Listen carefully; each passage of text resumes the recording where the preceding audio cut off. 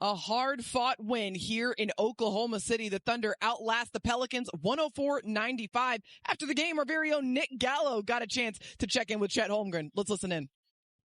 Teams trying to throw what they've got at you every single night.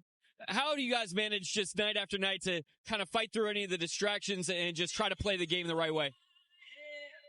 Just keeping our mind on the right things. No matter what happens out there, we still have to execute. There's a game to play, so just focusing on that and, just focus on the outcome that we want. And we got that tonight, so we got to keep it rolling. One of the ways you did that was really hampering them from scoring in the paint, held them way below their average down there. You're obviously pivotal in that. What was the key just from a fundamental standpoint down low? Man, just taking away what they wanted to do in the first action and then, flying around and playing good, solid defense one-on-one after that. And then closing out possessions with rebounds. It wasn't pretty, but, we got the rebounds that we needed. And on the other end, you really ignited things in the third quarter, your energy coming out of the locker room. What was your mindset just right out of there? Well, I bobbled like 4 rebounds right before halftime, so I just tried to come out and have a rebounding mentality and did a good job in the third, did a good job at parts of the fourth, but, I still got to be better. You guys made the clutch plays late. How about that jump ball from Lu going up and beating Misi on that? Yeah, I wasn't expecting that one, but, Lu's got big legs for a reason. He used that power to get up there, so. All right, thanks, Chet. Appreciate you. You out there in the scuffle. Man, I would have been out there if they let me. You can always count on Nick Gallo, that's for sure. Him, Michael Cage, they were all ready. They were all ready if their number was called. Chet Holmgren with some great insight following his amazing performance tonight. That is why he is our forward player of the game. He had a double-double in this one. He was all over the floor, boys. He finished with 20 points, 14 boards, and 5 blocks. I love that, the accountability and honesty there from Chet, that he was frustrated about not being able to come up with a couple of those loose ball rebounds, and that he really had that focus going into the second half because he was great, especially in the offensive glass. He had a number of just second chance putbacks that he came down with that were huge for the Thunder. But of course, the interior rim protection, Chet deserved the break that he got there. It was a brief one to lay on the ground, catch his breath. But man, he was just so good throughout this game. Again, Paris, the 5 blocks don't tell the entire story of how much he eliminated New Orleans' offensive game plan, but they only got 44 points. And again, it was like 36 with a minute and a half to go, 2 minutes to go in the game. And this is the leading team in the NBA in terms of points in the paint. Yeah. At almost 60 a game. Yeah, you saw the numbers that he was able to put up in the second half of this game. 14 points, 8 rebounds, 2 blocks, all of which in the second half. Huge for Oklahoma City, who was trying to generate as much offense as they could, but also trying to eliminate as much easy options that the Pelicans could get to. Again, I think this is great experience for Chet, too, just in terms of his player development, because other teams are looking at what the Thunder kind of have available and some of the ball creators and the way that they can get shots. And so Chet is kind of having to expand his role a little bit, ball in his hands just a little bit more. And it's great. It's a great opportunity for him to kind of tap in some of those things that he's worked so hard on and now put them into action. So, obviously you want everybody available all the time, but it also creates some opportunities to really kind of expand your comfort zone. Yeah, the Thunder always looking to improve, and they see every piece of adversity as an opportunity to grow. And this is a really good example of that. Chet Holmgren growing in this role as well, taking a lot of strides forward and put together quite the performance here against the New Orleans Pelicans. And we want to remind you that you can watch every highlight and every big moment with game replays on the FanDuel app and your choice of 5, 10, or 15-minute condensed games. Download the FanDuel Sports Network app today.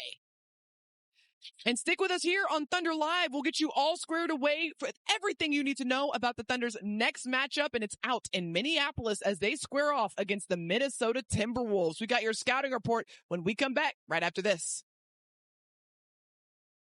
The Thunder defeat the Pelicans here in Oklahoma City. Let's get you over to the press room so you can hear from Thunder head coach Mark Daigneault postgame.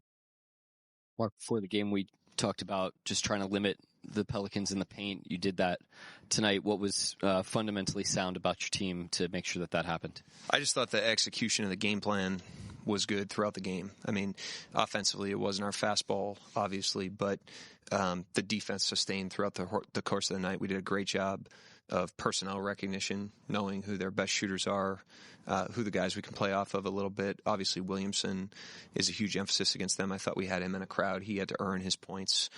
So I thought overall, defensively, just a gritty, great effort on that end of the floor. Chet seemed to just have great pop coming right out of the halftime locker room. Anything specific that you noticed from him or that he said, or kind of wanted to get to at the beginning of the second half?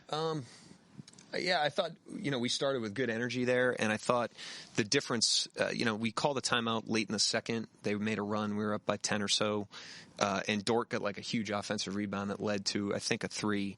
And then we came out of the half and missed our first shot on a number of possessions, and offensive rebounded really well, and we ended up with 26 second chance points on a night where we turned it over kind of uncharacteristically.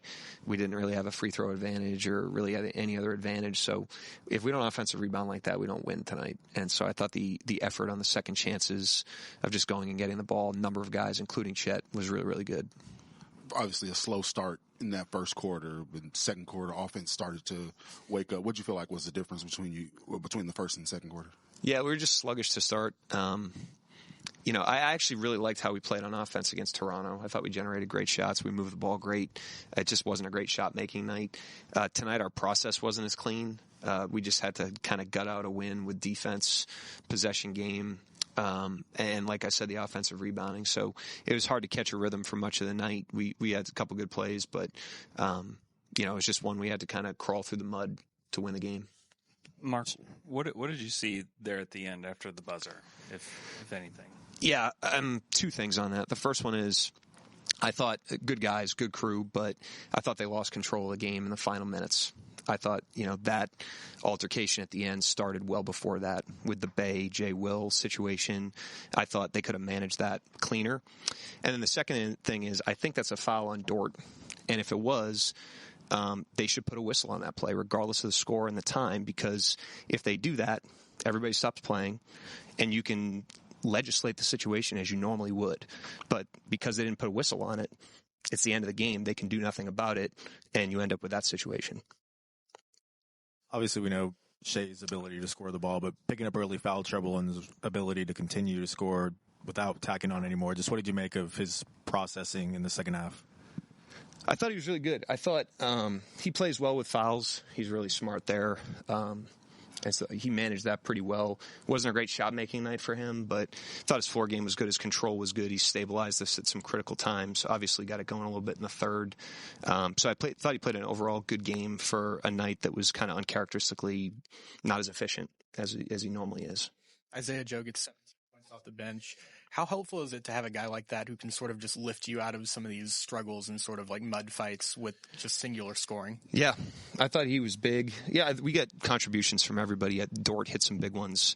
Wiggins hit probably the shot of the game that gave us a little separation. Isaiah at some critical times made some big shots. So up and down, I just thought all the guys did a great job of competing on an imperfect night, which sometimes you got to do that, and that's a good muscle to have to build and to come out with a win on a night where we didn't, like I say, have our fastball is a good thing. Jay Will had not a very good night shooting, but everything else, the intangibles were there with the block shots, the rebounds, and, even assisting. He had 5 assists tonight. Just talk about, a guy like that who not shooting the ball well, but just doing everything else right. Yeah, he was awesome. Physical, good on the glass tonight. He guarded Williamson as a primary defender at times. We had Dort on him, K-Rich on him as well, but he took that matchup at times. And then offensively, he is stabilizing. And right now, with some of the guys that we have out, especially when Shai's off the floor, being able to throw him the ball and kind of let him quarterback things is valuable for us. So I thought he did a great job. With Minnesota, Denver, San Antonio all coming up, does a win like this mean more to you than just snapping a losing streak? Sorry. No. We're trying to win them all. We fully compete, and then we wash, that result away, and we compete in the next one, and we just take it a game at a time through the 82. And that's always our approach, regardless of the contextual circumstances. So it was an important game because it was the only one we get to play today. Thunder trying to go and get every single game, and they've got more opportunities ahead of them. On Thursday, they will head out to Minneapolis to square off against the Timberwolves for the final game of January, if you can believe it. Then the Thunder will open up February on the road in Denver, taking on the Nuggets at 8:30 p.m. on Sunday, and then returning back home to welcome in the Orlando Magic on Tuesday at 7 p.m. But that brings us to the Thunder's next matchup. Going to be a tough challenge out in Minneapolis, a place that is really hard to play in. That is a tough arena to try to win a basketball game, and the Timberwolves, they've been playing pretty well as well. The good news is the Thunder won't be shocked by the weather when they step off the plane. So, I mean, good point. I guess that's one upside there. But Minnesota Timberwolves are a tough team. They're huge. They just play with so much physicality. Julius Randle, Anthony Edwards, Naz Reid, Rudy Gobert, all those guys, just the size that they have at their position. They'll just play in such a way that really makes you really dig deep throughout the game. You kind of got to bring your hard hat when you play against the Minnesota Timberwolves. You know, the Thunder have played them so much over the last year and a half. The playoff series, obviously, just a division opponent. A lot of familiarity between these two teams. Yeah. And you see the leaders there, Anthony Edwards, Julius Randle. That is the head of the snake for Minnesota. What's key to limiting them and trying not to let them take over in a ball game? Well, I think for Julius Randle, the Thunder have typically done a really good job of making him play in a crowd. He's somebody that can be a little loose with the basketball, a little bit turnover prone. Thunder throw a lot of different looks on him, some big guys, some small guys. And if you let Julius Randle really kind of get loose, he really opens the floor more for a guy like Anthony Edwards. Edwards is somebody you can force into tough shots. He's a great shot maker, one of the best in the NBA. But you can also kind of nudge him into taking some tough ones if you really kind of structure your defense well and play really fundamentally sound. Another one of those games where the Thunder's going to have to execute for a full 48 minutes, be really locked in on that scouting report and defensive execution. Going to be a good challenge out in Minneapolis on Thursday. That game, it's a late one, tips off at 8:30 p.m. Central Time, but tune in 30 minutes early. We'll get you going on Thunder Live at 8 p.m. on FanDuel Sports Network. That wraps us up here inside of Paycom Center after what was a gutsy, gritty basketball game between the Thunder and the Pelicans. Oklahoma City outlasting the Pels thanks to some great shot making and elite defense through all four quarters. And now are 3-0 against New Orleans this season. The Thunder are going to hit the road to Minneapolis. Until then, thanks so much for tuning in. Have a great rest of your night.